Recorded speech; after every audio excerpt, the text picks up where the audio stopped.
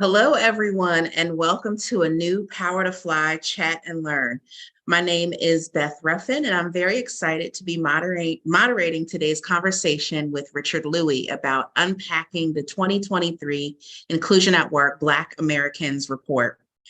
Before getting started, I just want to go through some simple housekeeping rules so we can make sure that this is a safe and comfortable space for everyone. First of all, we encourage you to participate. Turn on your cameras, drop your name, let us know where you're dialing in from in the chat so that we can see where you're calling in from. We also want to let you know that this conversation is being recorded, and 2 to 4 business days after the chat, you'll receive a rewatch email with a link to the recording. Please note that if you're on camera and you come off of mute, you'll show up in the live recording. And then finally, please feel free to share any questions you may have in the chat box. If you want to remain anonymous, you can DM me and I'll ask the question on your behalf. And I lied because that was not that final comment. My final housekeeping rule is please make sure that you're keeping up with Power to Fly on social media at Power to Fly, and you'll see those handles there on the screen. So without further ado, I want to introduce you to our guest today, Richard Louie. Let me tell you a little bit about him. Richard is an American journalist and news anchor for MSNBC and NBC News. He is currently a breaking news anchor for NBC and MSNBC. He's also co-hosted Early Today and has been an anchor on MSNBC daytime coverage. He was formerly at CNN Worldwide, where he became the first Asian American male to anchor a daily national cable news show. Let's give some snaps for that. And that's when he solo anchored the 10 a.m. hour on CNN Headline News.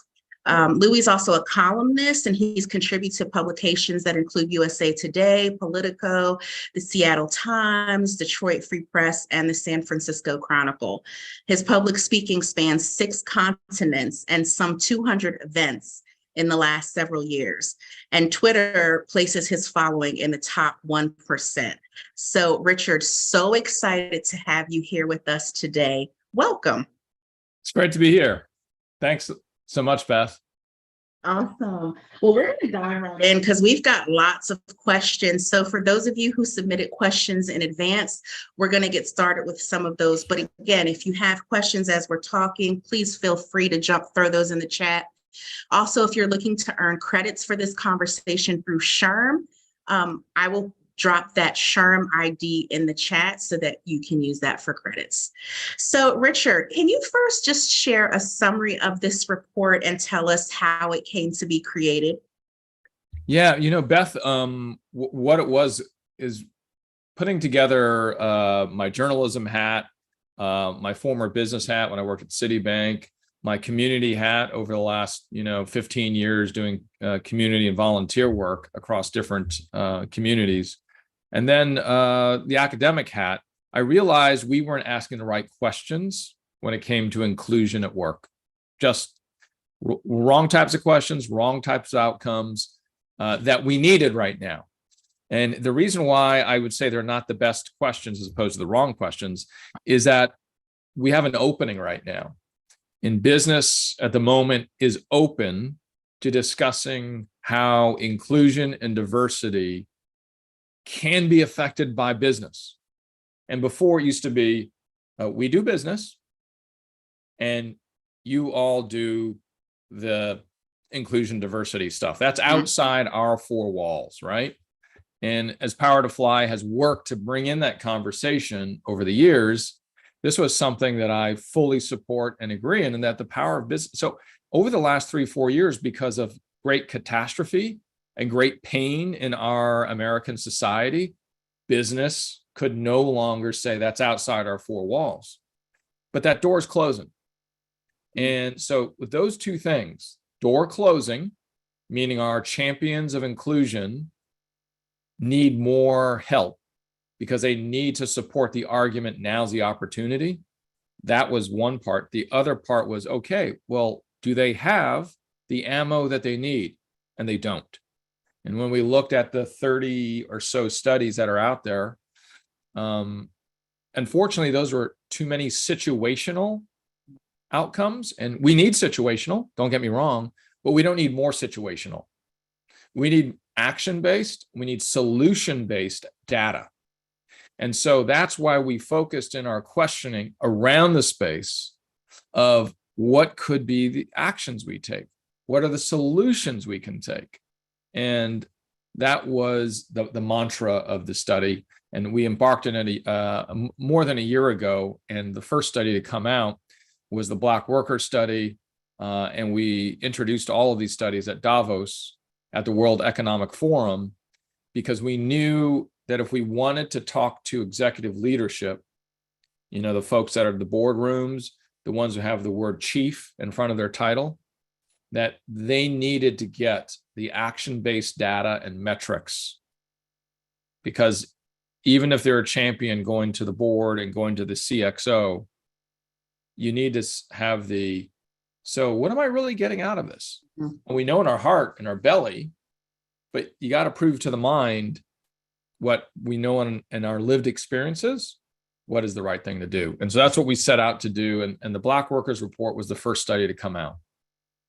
And I love that, when I first think of, there is so much empirical data that talks about the benefits of being diverse at work, being inclusive and equitable, right? And we know that it makes business sense. There are statistics around, innovation and the bottom line. But at the end of the day, it's the right thing to do because of the people. And so when we think about the inclusion of Black employees at work, what's the current state? Are there any metrics that you could share with us about that? Oh, gosh. Well, the study is 90 pages long. I invite everybody to really dig into it.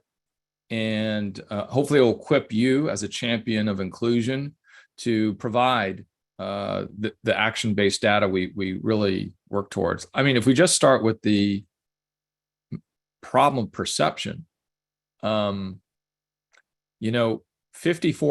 of Black workers think they face more disadvantages at work, but because of their ethnic identity. But the issue is that's triple what some other groups see.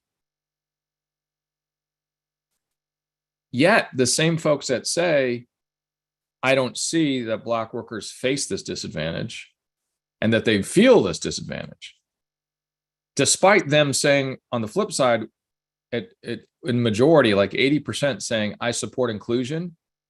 That's the separation of an idea versus seeing. And so we were very clear in our study to understand the differences of the way we manifest inclusion activities. I can think something, but I might not see it. And when it comes to what Black workers are living and what they tell us in this survey, the majority say, I face a disadvantage. But a third of that very same percentage in other communities see the same thing. So it was an alarming disparity in perceptions. And look, I think for Black workers, they would go, no duh. But again, this is for the groups that need the help to understand, right? And we start with that very problem of the disparity of what we think versus what we see. And then there's also disparities between what we say and what we hear and what we do. We can go into all of that. The one way we describe this dynamic is unfortunately, it's a blind spot paradox. And you can tell that the blind spot paradox, which we call it, it is an inclusive and forgiving, if you will, term, because it is trying to say, as humans, we have blind spots. As humans, we have blind spots, and that's okay. We have to work towards it, right? We have to work away from it, and we're giving you the data to work away from it. And it's a paradox because we want to help, again, glass half full, right? We want to make it better. And the paradox is, but we're not. And we don't see it. So I would start with that point, in that what we think and versus what we see is there's a gap. So how do we do that at work? There's all sorts of options. So that's one. And I can keep on going about, I can get into more details as we go.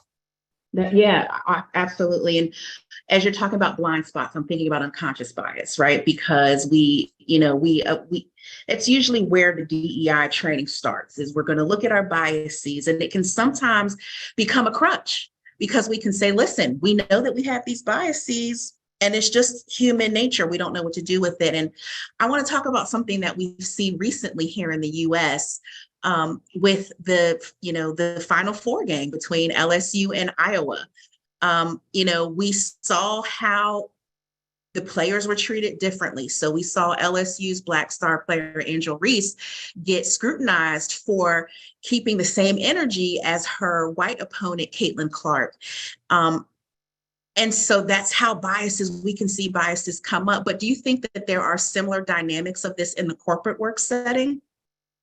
Angel Reese is a really good example of, you said it right there, Beth. Is there? Yes. And with Angel Reese being able to express herself, and if you took away her race and you took away what her opponents and what others have done in the NCAA, you're right. We have double standards. We don't know. We have unconscious biases, and at work we do the same. And one of the examples is when we look at the perceptions of different groups. It is very striking. And so, for instance, one of the assumptions that often go out there is, well, what's the difference between Black men and women? And what we found is that Black women and Black men, guess what, don't think the same when it comes to diversity. The assumption is, well, you all are the same, and that you should maybe talk about race the way others do. But we know in the workplace, you can't. And the bottom line is, because we in business talk about the free market and open market, the issue is, Angel Reese included, she's not in an open market. She's not in a free market. I'm not saying it's the opposite of that. I'm just saying that is not the case. And if we can start from that realization that we need to deconstruct some of those things that have kept it from being an open market of ideas and peoples, then we'll accept the fact that what Angel Reese is representing is the idea, I believe, of how do we get to that place to break down some of those walls. And so in business, it's the same thing. And the thing about, and I'll make a point about Black women and men and at work and the difference in opinions, but really how, and in addition to that, I'll also bring up how we're going to change this. Black workers age 18 to 29, for instance, are valuing improving racial climate at work more than any other group. That's the Angel Reeses. Guess how much they value it? They attach the equivalent of 14% of their salary to the value of improving the racial climate at work. 14%. That's the energy of the dynamic that they're seeing. They're saying this is not the right. First of all, they're saying it's not so good. Number two, they're saying I'm willing to put down because it's worth that much. Number three, they're saying it is worth a lot. 14%. And when we started to find those numbers, again, you can tell this is a number that's appropriate to talk to executive leadership. Mm-hmm.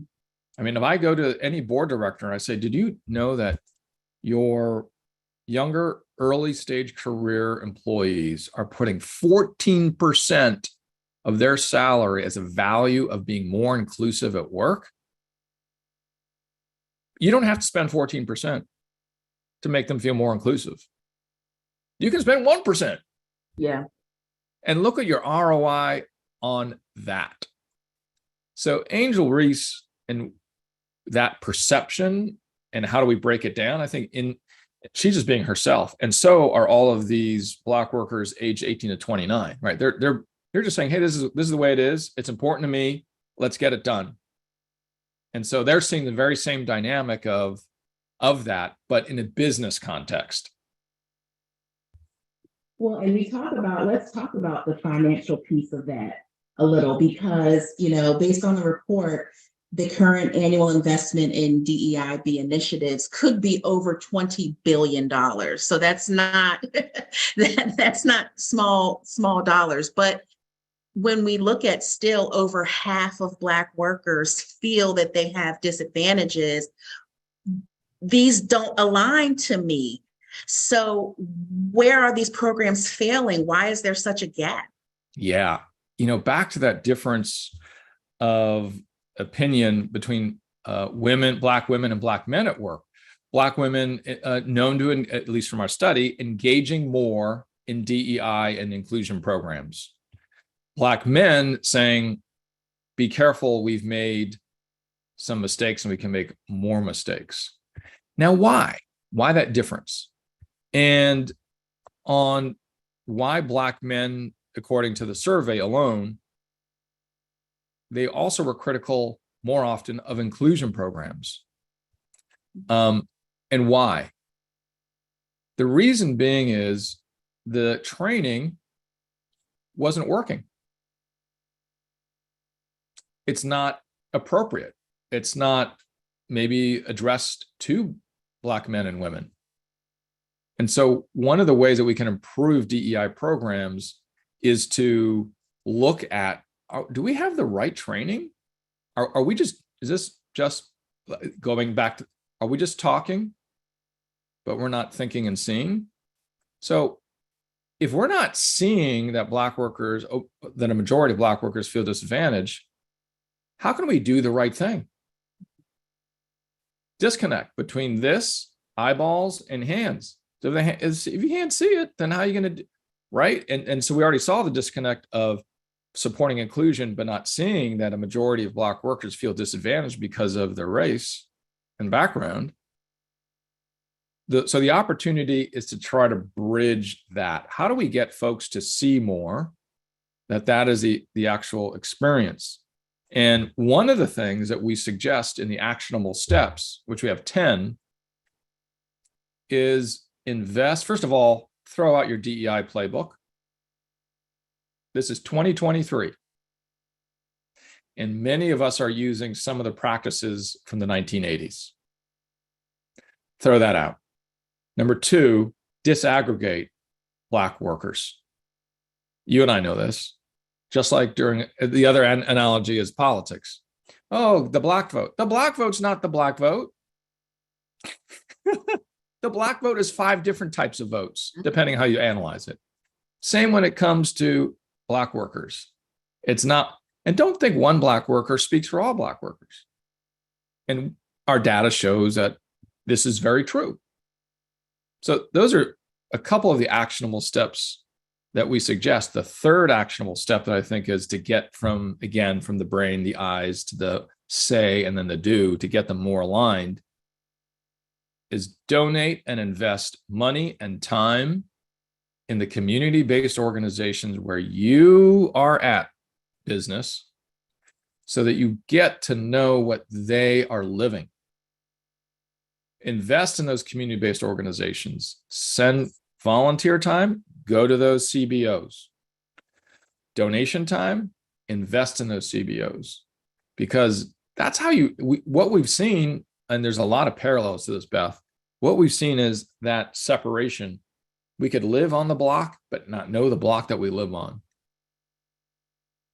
And so that's the third step that we suggest, because we've seen best practices of how that does work well. And when you talked about desegregating the data, I'm glad you mentioned that, because I was going to bring up the BIPOC term and population that has become so popular lately. Did you get a sense that that may also be muddying the data, if you will? Because oftentimes we may be looking at data for all people of color and not necessarily pulling out different populations. Yeah, we're not. And we're also oversimplifying because we've been allowed to. And we're not going to get to that understanding of the BIPOC term and what it might mean and grouping and lumping together. For instance, going back to Black workers, we only have begun to scratch the surface. I'll be very honest with you, Beth, that next year when we do it again, we'll be raising the donation requests because we just got out the door. And my point was to the team, let's get this out the door because the door is closing. Mm-hmm. And we'll do everything we want to do to really dig into the Black worker community better. You brought up the term BIPOC. Yes, and we need to. And we have the same opportunity when it comes to the gender report. Again, we had to get this out the door now because the budgets that are being determined today are for 2024. Mm-hmm. And I could not wait another year for it to be 2025. That door will have closed more. So the idea is to how do we help our executive DEI champions get moving? And there's that is really the opportunity. But you're right, we can keep on disaggregating. I think we move the ball forward here in this report. I don't know if they're ready, by the way, for the next amount of detail. Already, I know this is a lot, but for our DEI champions, they now have the 5 slides that says, yeah, we got to do this. Like another point, 3 in 4 Black workers saying that they're more likely to work or stay longer, 3 in 4, with a company that has effective inclusion policies and programs. 3 in 4. Again, when you talk about recruiting and retention, you can't say no to that. Now, we also did some regressions, and I'm not a math person, and I actually kind of cringe when I say regression, but for data scientists, they love when you say the word regression, is that we typically saw that if you had DEI, BRG, ERG, or other inclusion programs at a company, leadership was not only seen twice as often as being inclusive, folks would stay twice as long. Because this is what they want. If I have this, do I get that? If you go to the report, you have a lot of, if you have this, you get that. If you have DEI, BRG, ERG, or inclusion programs, your metrics go up by 50 to 100. They either double or go up by 50%. Wow. I mean, I said, wow, too, by the way, Beth. I thought it would be like 10%, 20% improvement. But in here, you will see when you do this, it's a no-brainer to keep on wanting to add more. But as you and I were talking earlier, we have to do it in a smarter, deeper way. And we just went through 3 of the things that businesses can do. That's what we have to do. We have to do it better and a little bit smarter, and we have to ask the deep questions now because the community's ready. At least the data is telling us that. As though I am a fellow worker of color, but I'm not a Black worker. But I share a lot of the understandings and visions, but I don't see everything, And by the way, we saw that in the report too, Beth. Where just because I'm a worker of color does not mean I see another worker of color. Just because I see and I understand gender inequity does not mean that I understand all gender inequity. If I see gender inequity, do I understand how workers of color, women of color at work, what they face? No.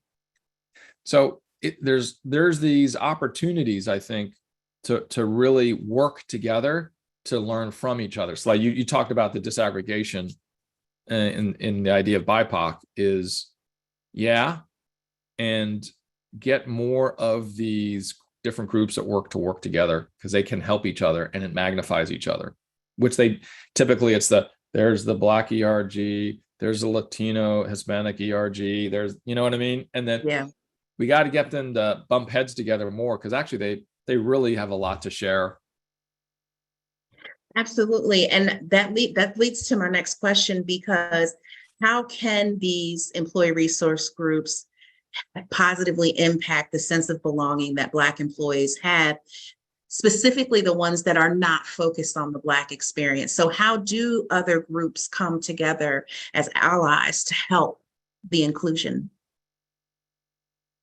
One of the as we're working on the AEPI report right now for May Heritage, for the Heritage Month, and one of our actionable steps is that. And in this report too, we bring up the point of what I just discussed about, just because your work or color doesn't mean you see others, and the way other ERGs and BRGs can, I think, can work together, as we were mentioning earlier, showing up, co-leading. And these are not new, but what I've seen, for instance, at 30 Rockefeller Center, working at NBC and MSNBC, is that when we're really working hard to get different ERG, BRG groups to do co-events, and early on in a relationship, showing up counts, and then you get more and more complex, you can increase your ask. But at the moment, we need to figure out how to do more things together. And there was a study done at Stanford, just based on racism. And they wanted to explore if we innately were racist and didn't like people of different backgrounds. And what they did is they lined up hundreds of pairs of people. And let's say it was you and me. So Beth, we don't like each other because of our race. And they took cortisol tests. They did a full chemical analysis, did a qualitative questionnaire. And let's say from 1 to 10, you and I didn't like each other at level 10, based on our chemical analysis as well as our questionnaire. And after 3 meetings in this study at Stanford, we need a study, I guess, to prove this out. But after 3 meetings, you and me together, spending an hour having a lunch or going, whatever the case may be, having coffee, that went down to 1. Wow. And that's why there's no science. I mean, we need science, I guess, to tell us this, Beth, but how do we just get together, please, and do co-events? And again, that's why I think the one about businesses, ERG or BRG led, getting the company to invest in time and money in local community-based organizations is part of that very same idea. We have all these assumptions about what these different communities are that are wrong. And we have some that are right, but we need to bridge them all together. And so another final thing on what ERGs and BRGs can do is, if you're an ERG, as much as this may pain the leaders, for all you leaders of ERGs and BRGs out there, I know you hear this, is try to become a BRG. You're an employee resource group, become a business resource group, or have the option in the ERG to be part of a subcommittee that is a BRG function, meaning you're contributing to the business strategy because you have a unique ability and special view that others don't.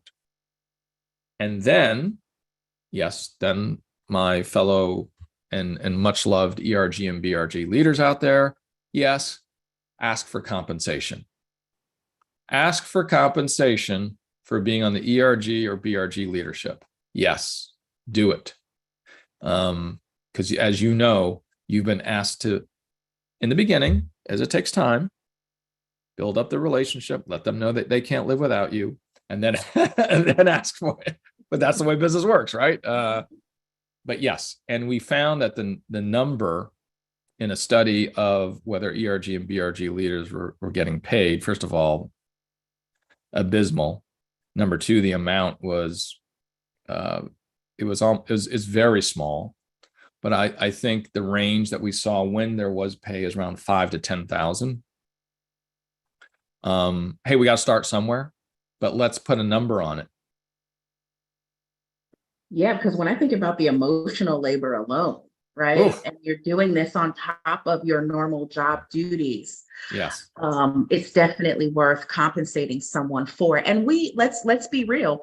People who get tapped for this work typically get tapped because of their identity, because of the group that they belong to. Yeah. So but we know that we need to elevate the voices of the people who are impacted. So how do we tap those people without it being tokenizing? And compensation is one way. What are some of your other ways that we can tap without tokenizing? Yeah. You know, that curve of might start as token and then you grow out of it. Look, as a Asian American man being a news anchor, kind of understand that dynamic. And as I battled that very question, I only have a job. I got my first job because I happen to be, this thing in this box. It was a little tough. And then I spoke to other friends and who've walked the walk in journeys and in business and in broadcast TV is to take it, own it, and run with it.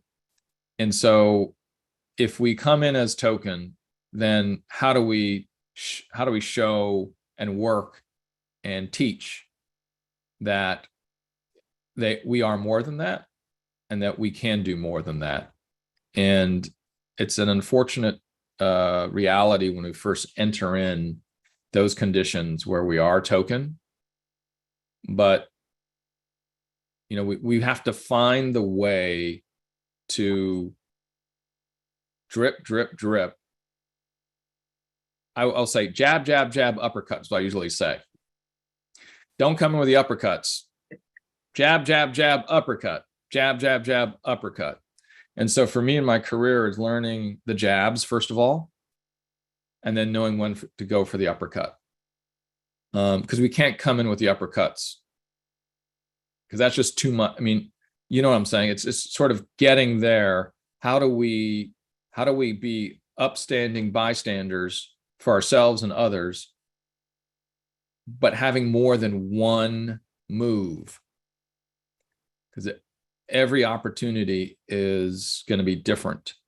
So the way we address, I think, tokenism in these spaces is if it gets us in the door, then that's one person's view now. It seems to be the right thing in the beginning, but not forever. So in that idea of, do I get compensation? Give me 1,000. We'll talk again next year. We'll go to 5,000. Then we go to 10. But getting it on the books is the most important thing. Because when you start asking for compensation in ERG, BRG leadership, then they have to talk about it. Then leadership needs to actually say, well, Richard's asking for $1,000. And the argument that I would make is it's $1,000. But I want you to have the conversation because I came in doing the right thing. I've done it for a year. I'm going to keep on doing this for the company and for us, myself, as well as you. But now I want 1,000. And next year we'll talk again. But I want you to have the conversation because having that conversation in executive leadership is they start to build a muscle set. And unfortunately, that's the bottoms up approach.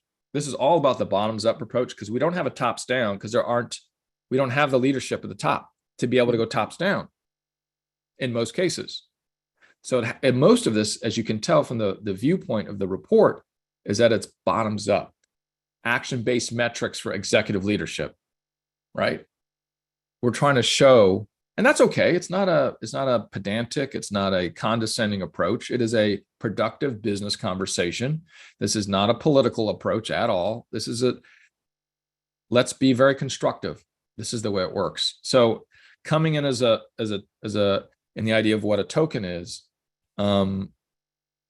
if that's the way I get my foot in, but I'm going to advance the conversation over time. It cannot be static. I don't know, Beth, do you think I'm It's a little crazy. No, I mean using it as a place of privilege because you now have proximity, right? Being in that position, and I appreciate that. Looking at it as a long game, that this is, and I mean that's what this whole work is, right? This is not, we Yeah. don't solve the problems of inequity in a year. This is No. something that takes a long time. You, And you, okay. but you sparked an Please. idea. I'm just like, I wanted to react to it, but yeah. I was just going to ramble some more. Please go ahead. Yeah. When you talk about the long game, and I was talking to one of my fellow coworkers. She was a producer, very good at what she's doing, Black woman. And I was talking to her about gender equity. And then we moved on to affirmative action. And on gender equity, for instance, she brought up the idea, said, Richard, feminism is not for all of us. And I was like, wow, why is she being so separatist about this? And then she spent, and I so appreciate her investing and teaching me and showing me. And this was after a show.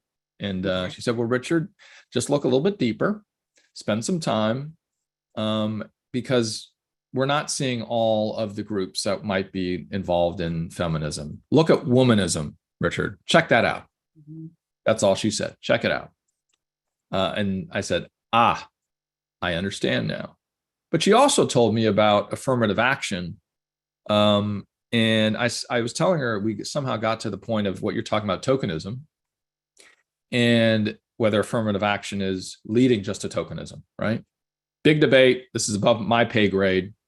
But she said, Richard, just removing the politics of this very concept, if there were to be an imperfect market, which there is for workers of color, doesn't that mean, therefore, that when you do have affirmative action or the idea of it, that you're getting a higher quality candidate?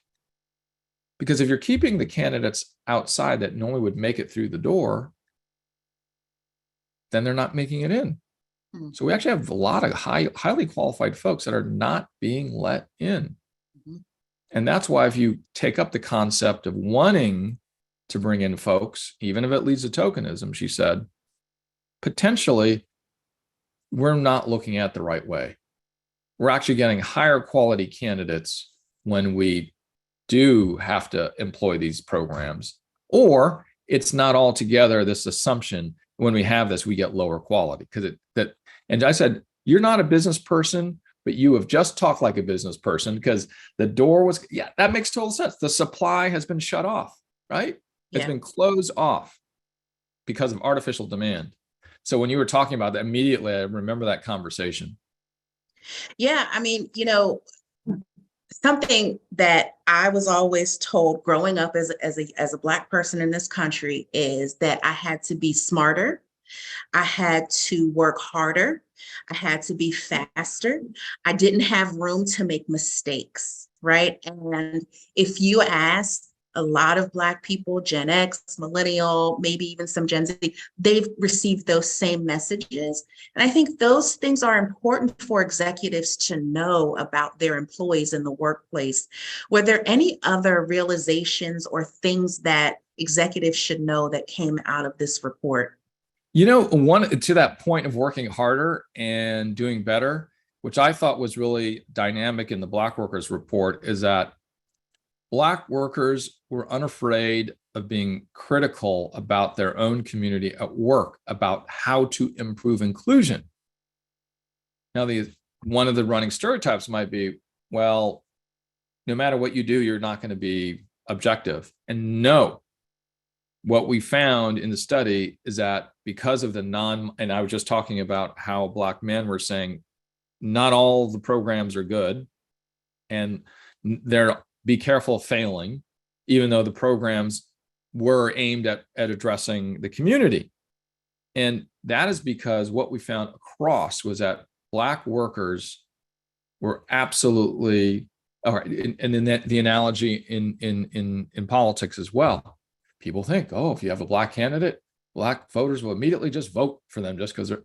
No, that's not true. How many interviews have I had where if I even brought that question up, they would kick me off my chair? Yeah. Now, that's an important analogy because in our study, 1 in 5, say, for instance, that they themselves don't work with any other worker groups. So that's a very important self-critical point, that we all need to work with others. But the fact that they were unafraid of being critical about themselves, and I thought that was so refreshing. And so that's why in our actionable step, which again, counter stereotype, that's why in our actionable steps, we do say at the moment, the Black ERG, BRG construct is what other leadership should look at to model their other programs at the moment, right? We're saying it's not perfect, but it's the best. Like the benchmarks have been set by Black ERGs and BRGs across the country. Like they're leading they're the tip of the spear, and in terms of getting the right model down. And because executive leadership want to know, well, what's right, what's working, and they're right, it is working, and we can improve it. And other groups need to look at the Black ERG and BRGs too. I love that. I love being an example, those groups being examples for others to look at. With the current economy, are you seeing companies doubling down on inclusion initiatives so that they can hold on to their Black employees? When we were at the World Economic Forum in Davos, Switzerland, that was one of the things. And the question I was asking executives there, Beth, was, inclusion a fad? Is DEI a fad? We've had a couple tough 3 years. Yeah. We have had more than we have 2 centuries of difficulty when we really get into it. But let's just talk about the last 3 years. The last 3 years have been tough. And for me as a journalist, it's been 25 years of video I don't want to see since Rodney King as a reporter. My first story as a cub reporter was Rodney King. And then I kept on having to report on the same story. So in journalism, the last 25 years, it has been seminal culturally. And that's why the last 3 years are so important, because business is now saying we got to be part of the solution, right? We're living in a special place. And so industry has done amazing in the last 3 years. Now, how do we keep them going? And are they taking a step back? Because as I like the question a lot that you asked, or one of the questioner asked, because yeah, we are seeing DEI champions talking about those conversations. Give me the numbers. Show me this actually, because I have to do that now. We have a constricting economy. We also have just time, year 4 and year 5 and year 6. Beth, you and I know we are forgetful mammals, very forgetful mammals. We just forget things, right? And so that is why this is here, because the interest and the energy is waning, and this puts another, I hope, log on the fire under people's seats. That's the hope. Yeah. I want to ask a question. You made me think of something with just your journalistic journey. You said your first story was Rodney King. And we are still seeing stories exactly like that in 2023. At some point, you talked about 3 years ago when we had what some people call a racial reckoning. At some point, we felt, the citizens felt like things are finally going to change. We're finally going to see some things change. But again, we're still seeing these things happening. And that really gets to how Black people feel when they walk in the door at work. Does your report look at any of that, about how the external things affect engagement at work? What we did is we did it the other way around, Beth. And we asked, do you believe that business has the power to change society? And the answer to that is yes. And that was, and I don't remember the exact number, but it's in the report, because we knew that that's why they're doing it. That's why business started to turn the corner. So could we say, yes, your Black workers believe that it can change society, what you're doing. And when you have a majority of the survey for Black workers again in companies, when they listen to their Black worker employee set saying, yes, we believe you're changing society by doing better at work, they need to hear that. But again, that's this stuff. Instead, we're getting a lot of the give me the numbers about ROI and break even and things like that, which needs to be there. That's fine. But I am so glad that we asked that question. And yeah, every group in majority, yes, business can change society. And to your point about 30 years later, 30, I underestimated the amount how time goes by, because on the 25th anniversary of Rodney King, I went back to Florence in Los Angeles to cover the story again, where I started as on that story. And it is so painful for me personally to have had to stand in the streets of not only LA and California, but also in Ferguson and in Baltimore, New York, and we can go on. And I was telling the same story. As a journalist, you're not asked on the first or second question, Beth, to give context of history, but you bet your bottom dollar when it hit question 3, when I'm standing, not anchoring, but standing in the field as a reporter, that I would say, you have to understand, this is very painful for our civil rights leaders as I walk through the streets. Because 25 years ago, when I was doing Michael Brown, 25 years ago, they were walking through the same streets for the very same reason. And we have a new generation. Yeah. And they don't know. That's okay, because I didn't know either. I wasn't there in the 60s. But they don't know what necessarily is the right step. Is it the debate back in the 60s of Malcolm X versus MLK? What is the idea of the evolution of revolution when it comes to civil rights and what needs to happen? This study doesn't necessarily take on the political encompassing of that debate. What it does take on is, no matter which side you're on, we want to be productive to try to tear down what unfortunately is a story I still tell. And if I can get big business and business all across the country to see the light on this, I think it's productive. I think it's good for business, as we often say. But how do I, as a member of workers of color, help?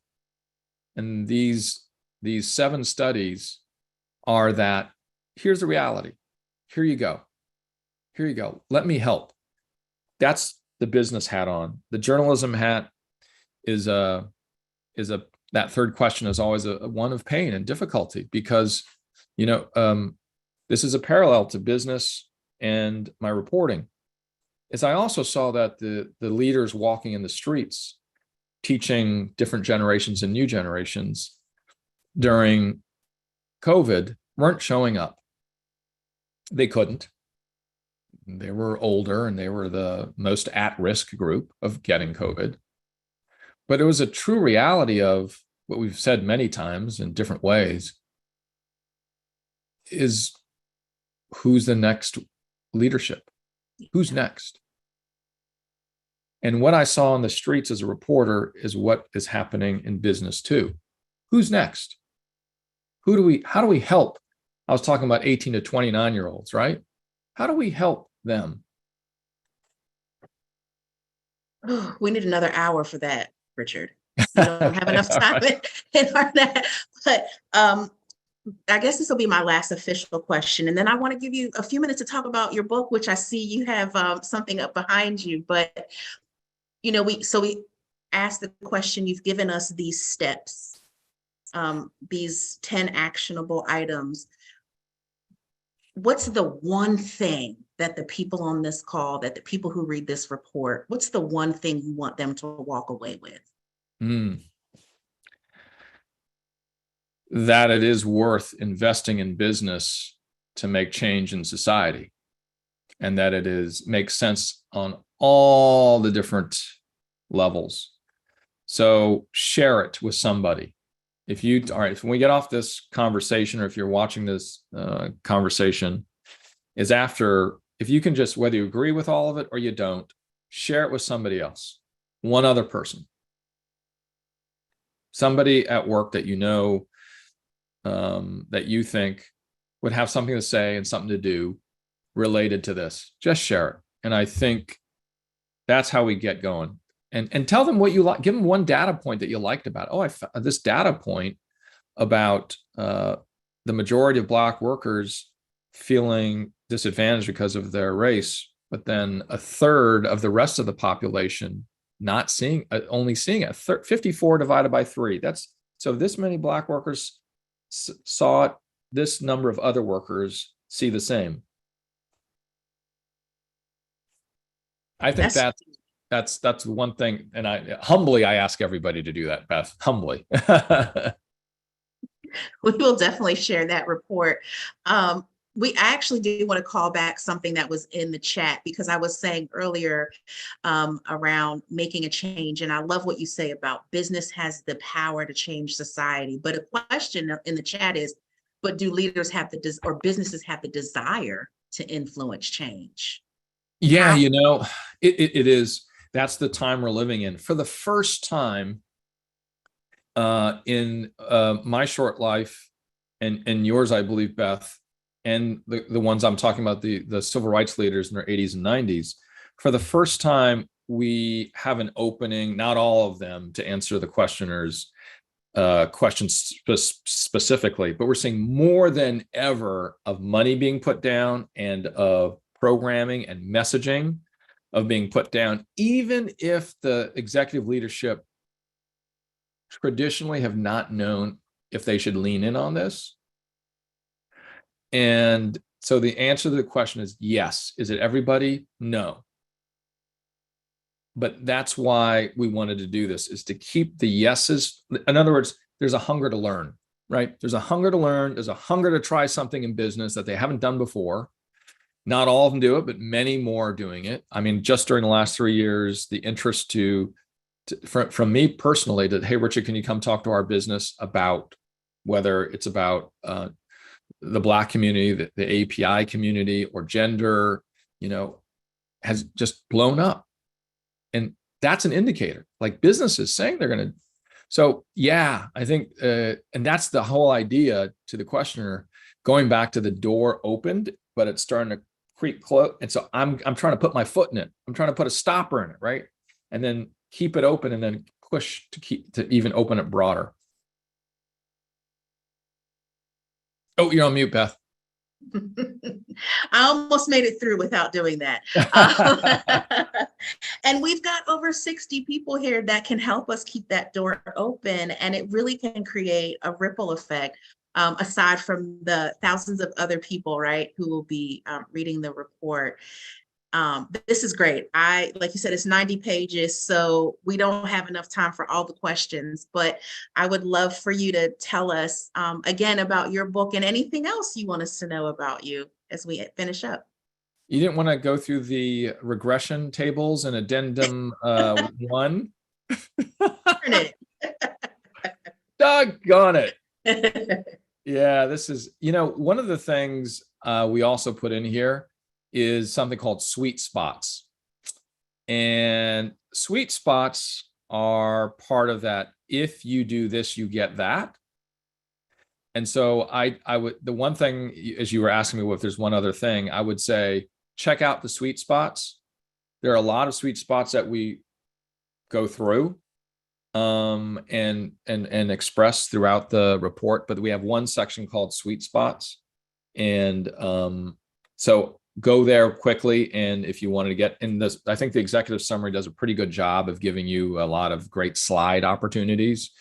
And then finally, I do invite everybody to send, if you have a case study or an idea of a case study, whether it's a company that you work for and it can remain anonymous, or one that you know of, would love to hear about that. If you have any feedback about what we could do better for 2024, please let us know. And you can email me at richard.lui@Prisca,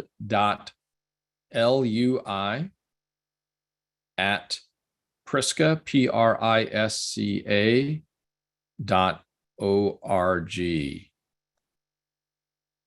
Wonderful. Thank you. We do have someone asking in the comments if you can tell us about your book. Okay. So my book is called Enough About Me. And it really started with, typically journalists will write about what they report on. And so one of the ones I am considering, but I don't feel like I have enough experience, is on civil rights reporting, which I was just talking about. Because Beth, I didn't get into this business to knowing that I would be reporting on a lot of civil rights. But thanks to my mentor and my boss, Yvette Miley, is that I don't know if she, how when you have a good mentor, they just do things and they're like little puppeteers. Yeah. Like, I know this is good for Richard, but I'm not going to tell him. Right. But if she sent me to all these places, and I felt it was like such an honor to do it, to report on these stories, and a lot of shootings too, associated with these things. And I didn't want to write on that. Guess why I was more worried about writing about shootings. I was just too much. I felt it was too glorifying to this space, right? And so instead, I decided to write on something that's very above my pay grade. And it was about why I was caring for my dad, who had Alzheimer's for 8 years. And I said, why am I? Because I talked to Yvette, my mentor and boss I was talking about. I told her, my dad has Alzheimer's and I know it's progressing. I'm going to have to fly back home. I'm in New York is where I live. My dad lives in California. And I thought I was going to have to quit my job. And I went into Yvette thinking she would say Richard, like she also has glasses, and that she would go, Richard. This is what she did. And instead of saying, Richard, when you things get better, come back to me. You're a great guy, but we don't have jobs that are part-time.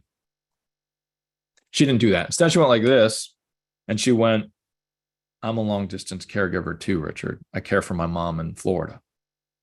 So let's figure out together how to make this work. So fast forward 7 years, here I am. I decided to write the book about selflessness and the unexpected power of selflessness and how to make it modern. It's in every major, we just had Easter Sunday. It's overlapping with Passover and Ramadan.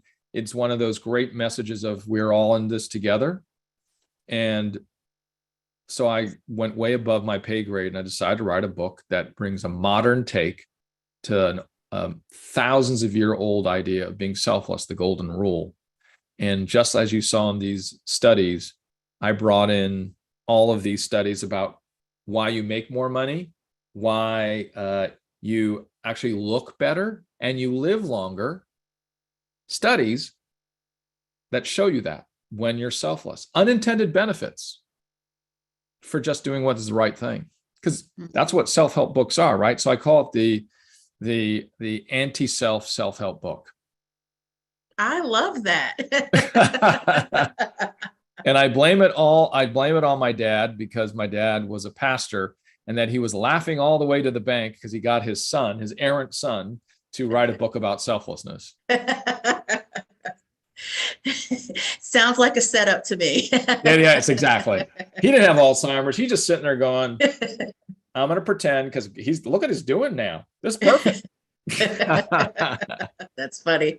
Richard, it was such a pleasure and an honor to chat with you today. I hope that we can bring you back to more Chat and Learns to learn about more of the work that you're doing. We really appreciate your time. For all of our attendees, thank you so much for being here. We have the link to the report. We have Richard's email. All of that is in the chat if you need to go back to that and look it up. But I hope you have a wonderful rest of your Monday.